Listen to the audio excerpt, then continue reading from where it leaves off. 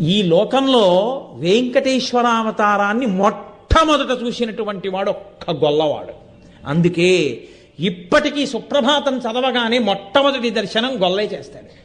సన్నిధి గొల్ల అని అప్పుడు ఏ గొల్లవాడు చూశాడో ఆయన వంశీకులే ఇప్పటికీ వెంకటేశ్వర స్వామి వారి యొక్క సుప్రభాత దర్శనం చేస్తే ఆయనకి వెన్నపూస తాంబూలం బహూకరించి తర్వాత తెర తీసి మిగిలిన వాళ్ళకి సుప్రభాత దర్శనం ఇస్తారు. కాబట్టి ఒక గొల్లవానికి దర్శనమిచ్చాడు, కానీ ఆయన పరమేశ్వరుడి యొక్క ఆ స్వరూపాన్ని చూసి తట్టుకోలేక ఉద్విగ్నుడై ప్రాణం విడిచిపెట్టి, ఈ బ్రహ్మగారు ఆవు రూపంలో ఉన్నాడు కదండి, ఆయన గబగబా పరిగెత్తుకుంటూ ఆ చోళరాజు ఇంటికి వెళ్ళి పెద్ద ధ్వని చేసి అంబారావం చేశాడు.